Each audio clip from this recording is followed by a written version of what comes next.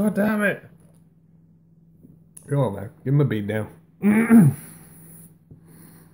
Hit him in the uvula. Yes, I've got to be right. Oh, yeah. Battleground. Yeah. Don't mind us, we're just playing WWE champions. So, yeah, Battleground. Yes. It happened. It was okay, I guess. Now we'll start throwing things off in true traditional style. Yep. We're not having Sam let us down again. I had to watch Neville, I told you that. I was offended they put him on the pre-show. We had the pre-show, which neither of us watched. No, did skip this one. Aiden English versus the Perfect 10. Ty Dillinger. Yes, I know absolutely nothing about this match other than it was a rematch from the pre-show of the last SmackDown pay-per-view. We don't know what they're fighting over or what they're fighting for. They're just fighting. And Aiden English picked up the victory in this one. Unbelievable. Unbelievable, Jeff. I can't believe I got this one wrong. Disgusted is what I am right here. And they got nearly 10 minutes? Unbelievable. So, on to the main show. Yes. The main thing we were looking forward to. There was maybe 2 matches I was excited for. And one of them kicked off the show. Yeah, the Tag Team Championship. We had the challengers, the New Day, who, just to screw us, decided to change things up a bit. They did. We had Kofi and Xavier Rhodes tagging up. And Big E was on the outside. Which, to our knowledge, has only ever happened once before on a pay-per-view. And, of course, they were facing off against the Boozos. The Uggos. And no, full credit to them. They pulled it out of the park on this one. Really enjoyed this match. Yeah, I mean, admittedly, the Usos are easy to hate. Yeah.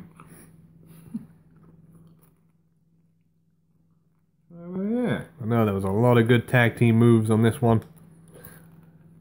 There was one where, was it Kofi jumped off the top rope and got caught with a super kick, which legit looked like it knocked him out. Yep. Uso hit the splash from the top rope. I was like, God damn, that's it. They've retained. But he kicked out. I don't believe this. And then what? You had Kofi hit the SOS. Was it Yeah. the SOS? I can't remember. The Trouble in Paradise. Not the Yeah, SOS. Trouble in Paradise. Then you had Xavier leap from the top rope. Pretty much from rope to rope. He pretty much cleared the entire ring. Yeah. Hitting that nasty elbow drop. Then things got a little bit messy towards the end. Can't remember if Big E actually caused a distraction or No, he something. didn't. He pretty much just stayed on the outside for the whole match. No, and then inevitably the dirty tactics started coming to play of the Uggos. But this time round, thankfully, things backfired. Not good. Not a good day for the Usos. I do want to dispute this though. Commentator said the New Day won the match with the Midnight Hour. No, It they looked didn't. nothing like the Midnight Hour. They did not win the match with the Midnight Hour. And Billy Idol definitely was not crying for more. The Midnight Hour, to my knowledge, was always the Big E one where he has them up for the big ending. Yeah. And then like whoever's tagging with him does the DDT. Yeah. Yeah. Definitely wasn't the Midnight Hour. No, that's going to end up on Botchamania. You know what I'm going to blame on this? Who?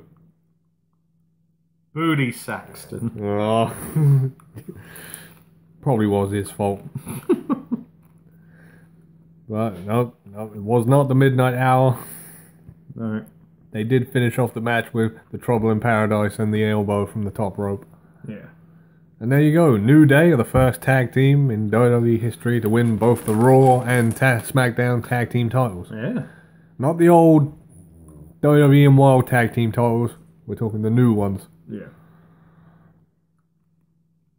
But the question I have is that who are they going to face now? Breezango. Yeah, but then you've got two good tag teams going against each other, and Vince hates that.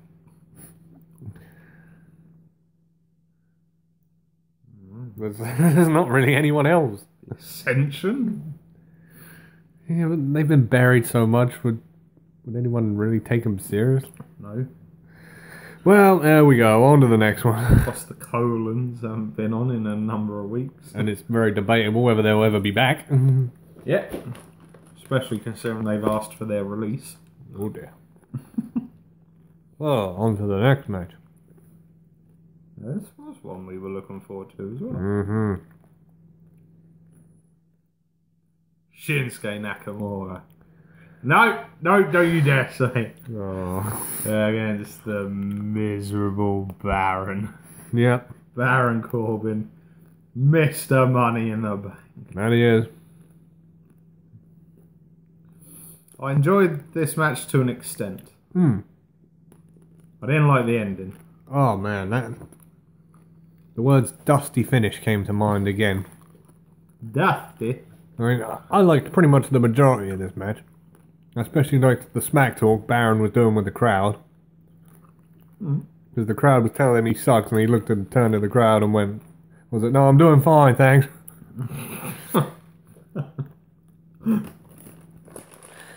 But, oh, that ending, I mean, it does neither of them any favours. No, not really. If you haven't seen it yet, then where have you been for the last week? It ended with the low blow, Yeah. the kick to the private, and the DQ. It's like, it wouldn't have surprised me if either one of them had won the match. No. Because Baron is like, they've built him up to the point where it legitimately looks like he can hurt you. Yeah. And Nakamura, being the veteran that he is, also wouldn't surprise me if he won. No. And I think, to be fair, we probably should have had a definitive winner in this. So, yeah, it really spoiled the match. Sometimes the simplest booking is the best booking. That's it. Completely agree. Okay, so what do we got next? Go on, man, you're dropping the ball here. I'm just trying to think now off the top of my head. Wasn't it... I want to say the women's match. Oh, yes, thank you. Yes, it was indeed the women's match. Surprised they got 11 minutes. Considering it was a fatal 5-way and it was pretty much their whole division. Yeah, with the exception of Carmella and Naomi. Although she was at ringside. Yes, she was. So, fatal 5-way, number one contender. And of course, this is Summerslam. They're fighting for the number one contender spot for. Second biggest pay-per-view of the year. Yeah. So you'd think they'd want to do their best match, you know, the one that's going to sell the most tickets. Yeah, you'd think so. And this is where the problem lies, again. Now, I wasn't terribly interested in this match. No, I wasn't either. I mean, I was watching on and off. So, first elimination, which I think was Tamina. Yeah, she tapped out to the disarm, huh? Yes, it was, and then very quickly, Lana got eliminated more or less straight away afterwards to the disarmer as well. Yeah. And then what? No, like immediately after the tap out. Yeah, not far after, Natalia rolled Becky Lynch up and pinned her. Which was surprising to me, because Not the final two I predicted. No.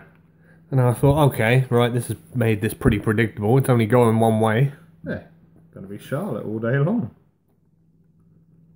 And then another really bogus ending. I mean, she didn't pin her with the sharp... Well, she didn't make her tap out with the sharpshooter. She didn't pin her with any particular finisher. It was like... It didn't look like a move that would pin someone. No, basically what happened was... I think, was it possibly Charlotte went for a roll-up pin and then they like rolled out and Natalia grabbed Charlotte by the hair, chucked her into the bottom turnbuckle and she hit her head on the back of the turnbuckle and that was it. Just pinned her. It was like any other time that move wouldn't beat anyone. So you're trying to make us believe that this would pin a 5-time women's champion. Ugh. Yeah, and obviously it brings up the argument, Natalia, really? Is that the best you can come up with? I'm not sure if you've listened to us before, but Natalia hasn't won a Divas or Women's title in 7 years. 2010 was her last one. And since then she's turned heel, turned face, turned heel, turned face. Pretty much the Big Show numbers. Ouch! And, shots fired. And it's at the point when no one cares anymore. She gets no reaction. Oh. I couldn't care less about her. People don't even boo her anymore. They're just... Ugh. They're just great. Her again. Add to the fact that she's ripping off Bret Hart with the best there is, best there was malarkey. Ugh. Come up with something original for crying out loud. So, yeah, that's going to be a great match at SummerSlam, which will probably end up on the pre-show. So, next on the list. We've got a match we're looking forward to watching. Oh, Yay! yes. We had Kevin Owens facing off against AJ Styles for the United States Championship. Yes. A rematch from the Madison Square Garden match, which no one saw outside of Madison Square Garden. Good move. Good move, WWE. They didn't even put it on the network. You could have at least done that. Yeah, it was a bit of a bogus move from the company, to be honest. So, yes, thankfully this match lived up to expectations. Yep, I really enjoyed this one. Two really solid, hard-working guys at this. Yeah, you know what you're getting with these two. Less from your mother as well.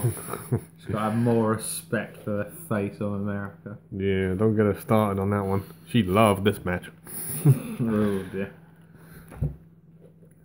But again, as with the last two matches, I had a problem with the ending. Yeah. It's like, right, how to put this right? Was it AJ went for the phenomenal forearm and Kevin Owens picked him up and tossed him into the referee? I think. Yeah, that's right. I can't remember the whole sequence. And immediately I was thinking, right, well, he's going to cheat. He's going to do something. He's going to hit him with the belt. He's going to low blow him. Yeah. Well, nothing, essentially. It turned into a few submission reversals. AJ with the calf crusher. Yeah. You were thinking, alright, if he taps out here, ref ain't going to see it. Yeah. Then it turned into a crossface. Then AJ Styles reversed that into a crossface of his own. That Vince was going mental backstage. What? I can't do that move, damn it. That bloke's banned from television.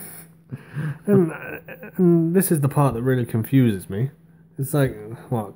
Owens rolled him over, and it was just sort of a very tame pinfall. Yeah. I was like, huh? Was that supposed to happen? Because the ref took so long to count the 1, 2, 3. You sort of got that impression, didn't you? I was thinking, was this supposed to happen? Was I don't know, AJ supposed to kick out? Did something go wrong? Are we missing a move? Yeah, I'm not sure this one, as you say, it was a bit of a mess, and sort of, the sort of wrestlers themselves sort of look around. Yeah. Yeah, so we're ending it. And they rang the bell, and there you go. Kevin Owens is the new US champion for the 3rd time this year. Oh, and now it's time moving on that epic, hard-fought grudge match between America and Bulgaria. Great. Yes, we're at this point again, a year and a bit on. Except this time it's America versus Bulgaria instead of America versus Russia. Rusev versus Cena in a flag match. Yeah, you remember they had a feud maybe 2 years ago, and other than the first match, Cena won every time. Yeah. I Quit match, Cena won. Last man standing, Cena won. WrestleMania. Cena won. A lot of people complain that it completely ruined Rusev's momentum, which it did. He was undefeated before WrestleMania. Yeah. That's it. So, I'll be honest, when this match was made, I thought, okay, this is going to be the most predictable match since Big Cass and Enzo Amore. And it was okay, I guess, for the most part. I wasn't overly disappointed by it.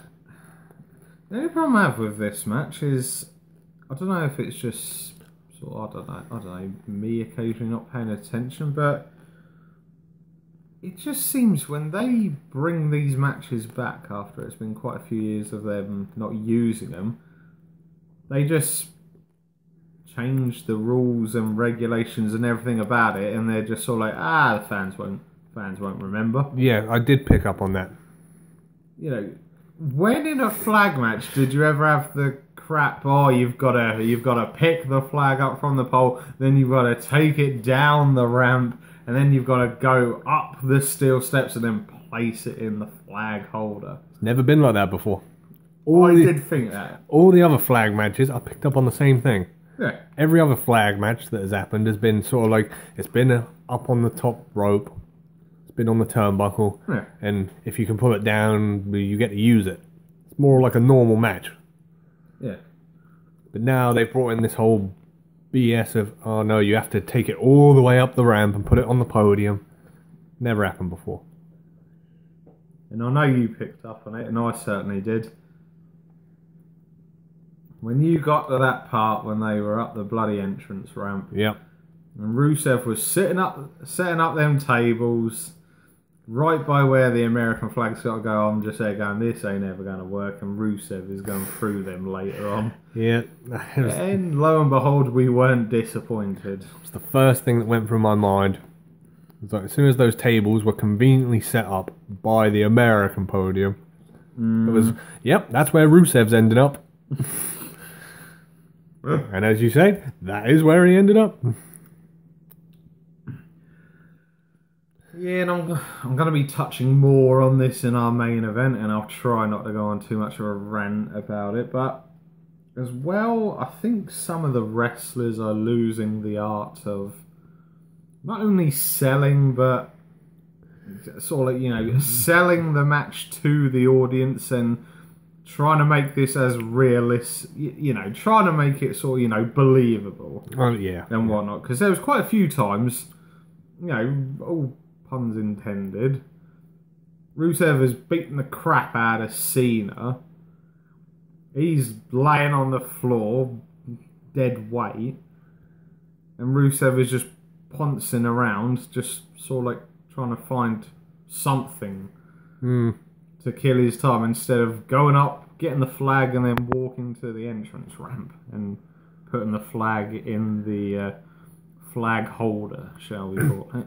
Now, here's the problem I had, is that Cena was in the Accolade for a long time up on the ramp. Yeah. Seemed like a long time. And then he sort of got out of it, and Rusev put him back in it, and yet out of nowhere, he just magically lifts him up like he's nothing. It's like, This is a very common problem I have with Cena. He doesn't sell moves at all. He should, but he doesn't. It's to the point where he's even cracking jokes about Super Cena. Oh, we'll get to that. So, yeah, the most predictable match ever. John Cena wins the flag match for America. Yeah, Yay, great. USA. It's really going to mean a lot in a couple of months when Cena buggers off again. Which he will do. Oh, yeah, it's coming. So, yeah. So, and then moving on, we now have... I think this was the sort of rematch. Yes. Sami Zayn versus Mike Kanellis. Yes, after the debacle of the match on SmackDown, I was thinking, oh my god, they won't let it happen twice in a row. They're not that stupid. So, and let's be honest here, Sami Zayn's just come out of a rivalry with Baron Corbin, where he pinned him 3 times. So why should he have a problem dealing with this goon Mike Kanellis? Yeah. He should be going over him all day long. That's it. I mean, what's this guy ever done? Not a huge amount. I mean, you know, obviously I know we don't keep a huge amount of eyes on TNA, Global Force Wrestling, whatever the frickin' hell it's going as this week. But yeah, I can't recall Mike Bennett winning a title in TNA. No, in fact, from what I heard, he was very hated in TNA. He used to call himself The Miracle. And it was very poorly received. Obviously why they fired him. So I tried to enjoy this match, as with Sami Zayn matches, I tried to enjoy it. But then Maria got involved again. And I was like, come on guys, you're not stupid enough to try this. Well, yeah, obviously initially that was my first way. I thought, right, we're going to have another dodgy finish here. Fortunately enough, the ref got wind of it. And it ended the way it should have ended. Sami Zayn suplexed him into the turnbuckle, haluva kick, and that's all she wrote. Which is exactly what should have happened on SmackDown. So there you go, at least we have one decent result tonight. And then we come to the main event. The first time in over 10 years. The return of the Punjabi prison. Oh boy. And my god, I'm hoping that there isn't another one for another 10 years. If that's how... No, we got a polite reminder as to why it's been as long as it has been since we last had a Punjabi prison match. Because the problem was, obviously, you had build up backstage earlier with Jinder talking to the Singh brothers and that, and they were there going like, oh, you know, we're not going to be out there with you, Jinder, but, you know, we'll be there in spirit, and then we'll be there cheering you on and whatnot, and we'll be here backstage to celebrate your victory. Which basically meant they were interfering. Yeah, and as you say, I sort of started to get that worrying back in my head. I was like, oh, they're not going to pull some BS again. And as well, again, I know it's been a long time since we've last had a Punjabi prison match. But what was the deal with them doors? Oh god, they've always been like that. The match never made any sense 10 years ago, and it still doesn't. And not only that, it was so poorly structured together. Even when they did close the doors, if either of them had actually used their brains, they could have still squeezed underneath it to get out. Yeah, it wouldn't have taken much. The structure of the inner cage or prison, whatever you want to class it as, it wasn't built very well, and as well, obviously, it's the whole point. It's meant to be in a Punjabi prison, so obviously, you know, bamboo sticks and whatnot. Yeah. So why is it reinforced with steel? Because bamboo breaks very easily. Oh, jeez. Yes, this was 27 minutes of the most boring match I think I've seen this year. Yeah, I mean, obviously the first initial problem you had was the refs had to call for the door, and then the door was open for a minute, and they had that minute to get out, otherwise it was permanently padlocked shut. You knew straight away, as soon as they missed the first one, you were sort of like, they're going to drag this out. Oh, yeah. They're going to do every door, and every door is going to get shut. Yeah, the problem I had, with people forgetting matches and whatnot, the last one they did, I'm pretty sure in the first structure, the inner structure, you couldn't climb over the top. You had to get through the door. Yeah. And it seemed like the doors didn't even matter, because all the doors got shut and Randy Orton just climbed over the top. Yeah. And I was like, right, so what was the point of the doors? Yeah. If you could just climb over the top. Yeah.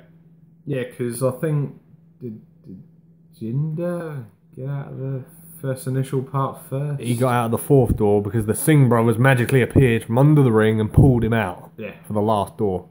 Mm. And then the door came down, they locked it, and Randy Orton just went, oh, okay, I'll just climb over the top. Yeah. Yeah. And then that's when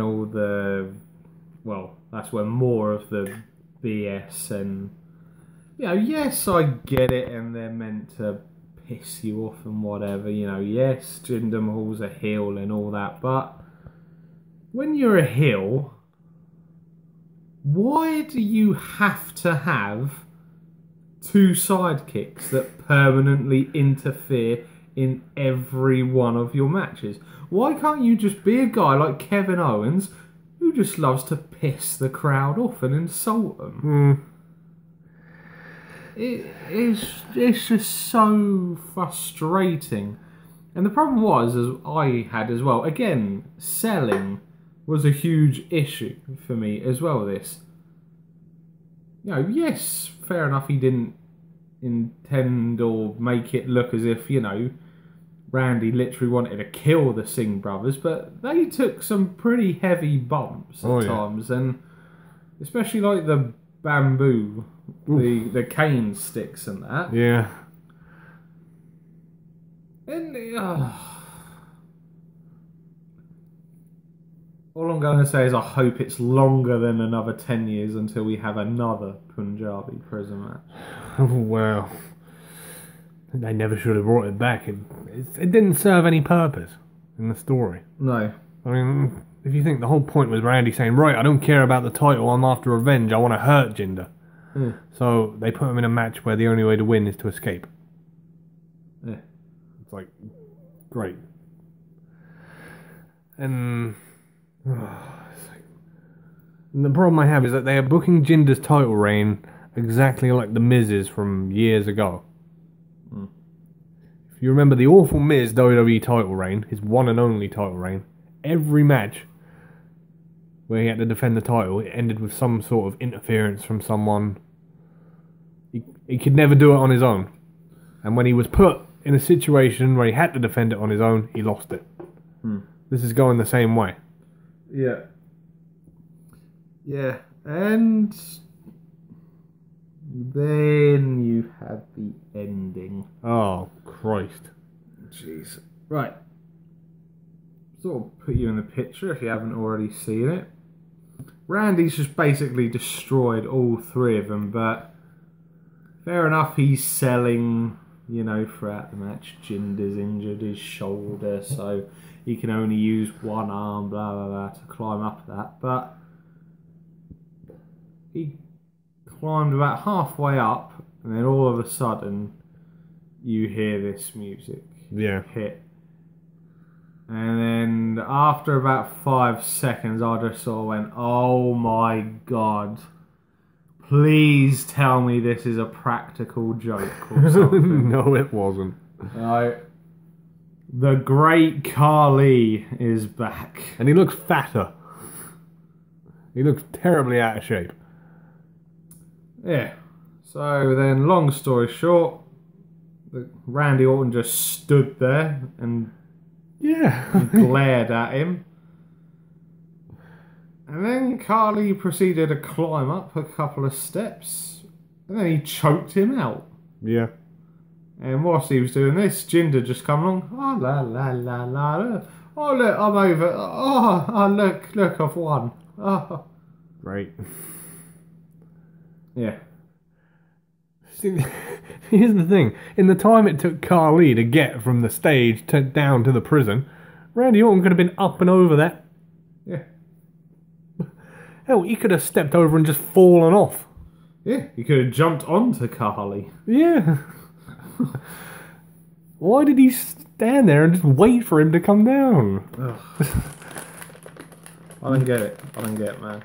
And no one needs the Great Khali back in 2017. No. He wasn't a good wrestler in 2007. And they stupidly put a world title on him at that year. Jeez. So, there you go. It was pretty much a handicap match. Yeah. It took four on one. I was like, well done. It took 4 people to beat one past his prime Randy Orton. Very original. Yeah. And now it seems Randy Orton is completely out of the title picture. Yeah. Whatsoever. So, there you go. If you suffered through that nearly half-hour match, we feel your pain. Trying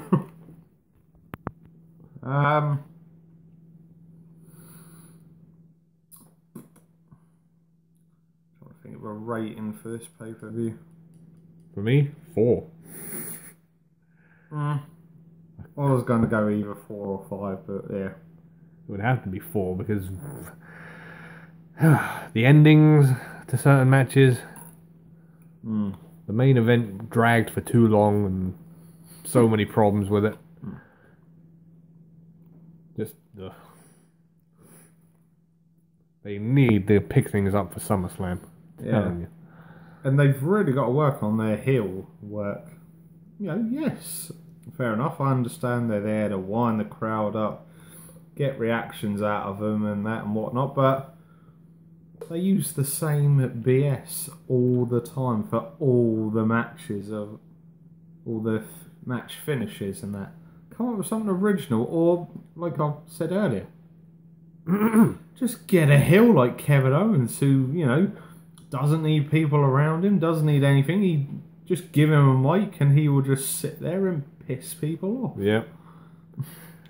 I think it's just done badly because there's been champions in the past who've had allies and whatnot. You had Triple H in Evolution, JBL in his cabinet.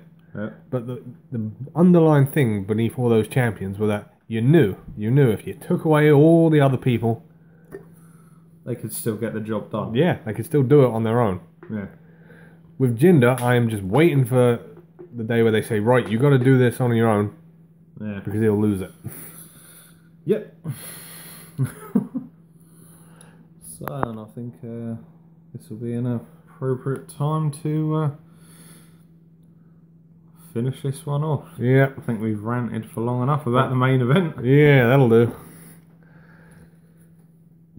And to everyone who watched our preview and predictions and made it the highest rated preview we've done in our year in the business, thank you very much. Thank you very much. So, from your hosts, the master of the brain damage, Martin, and the one and only Sam H. Jesus Christ, my screen is going mental. We will see you again for the next one. Adios.